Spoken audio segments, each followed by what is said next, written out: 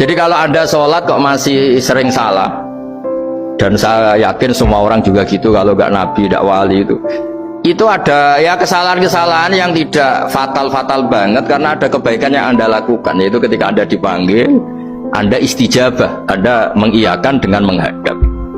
Ya, itu sudah bagus. Nah, setelah menghadap ternyata disuruh apa itu tidak nurut.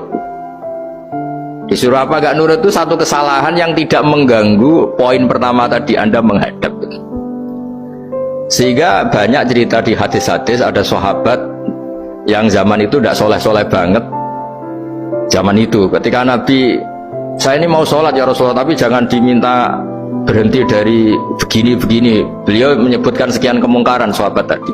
Nabi komentarnya itu sayan hahumayakul. Nanti kalau sering sholat lama-lama ya nggak begitu itu. Nah, ini kelirunya kita sebagai manusia. Lama-lama juga baik itu kita kira itu terus harus sekarang gitu loh. Nah, itu keliru. Harus sekarang itu keliru. Bisa saja kita ini setiap sholat pasti sudah ditulis Allah nanti itu mati baik. Delala nanti habis asar sebelum kita maksiat sudah mati, habis sisa sebelum kita maksiat lagi sudah mati. Jadi barokahnya sholat itu ada waktu yang potensi ya, potensi sholat itu akhir kenangan kita, sholat itu identitas kita, sholat itu status kita.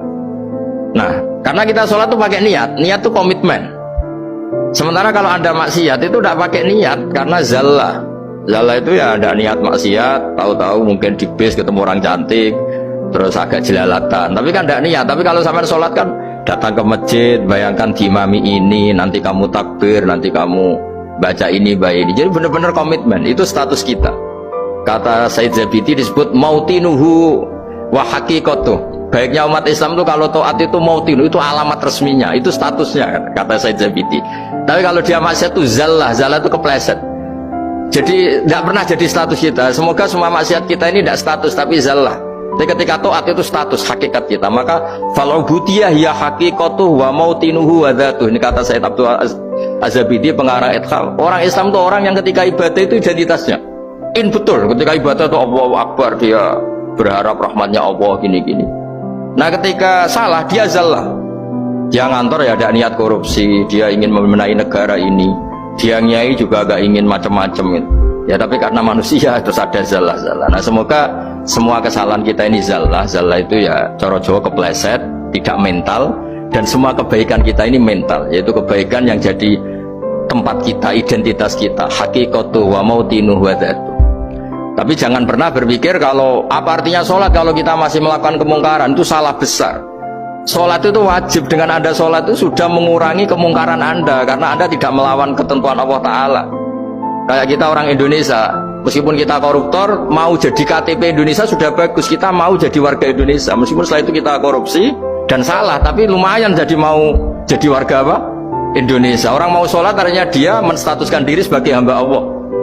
Taken kontra, kalau saya ini hambamu ya Allah, anta robbi, iya karena butuh, iya karena nasta'in. Soal salah ya salah aja, yang sama, kita tetap warga Indonesia meskipun kita salah, meskipun kita koruptor, meskipun kita salah, tetap aja warga Indonesia yang berhak mendapat jatah makan meskipun di penjara, meskipun apa. Sama, kita ini hamba Allah yang mengakui kalau Allah itu Tuhan, kita hamba. Dan barokahnya pengakuan itu insya Allah di cerita-cerita syafaat, kalau kita dosa atau apa insya Allah dapat syafaatnya Rasulullah SAW, karena kita tidak pernah lari dari status kehambaan. Ini yang harus dipegang. Makanya status kehambaan ini nggak boleh hilang. Kita harus sering bilang Robbi, Robbi, Tuhanku yang merawat aku, yang memberi aku. Dengan demikian kita menjaga status kehambaan kita. Dan status hamba ini yang menjadikan orang layak masuk surga, yaitu fadkhuli fi ibadi, kamu harus resmi menjadi hambaku, baru ada perintah wadkhuli jannati. Kalau menjadi hamba aja gak mau, kita punya keangkuhan, punya keinginan yang mulu-mulu, sehingga seakan-akan kita ini Tuhan, nah, itu tidak menghamba. Kita harus fadkhuli fi ibadi, baru wadkhuli jannati. Saya kira demikian, semoga ini manfaat.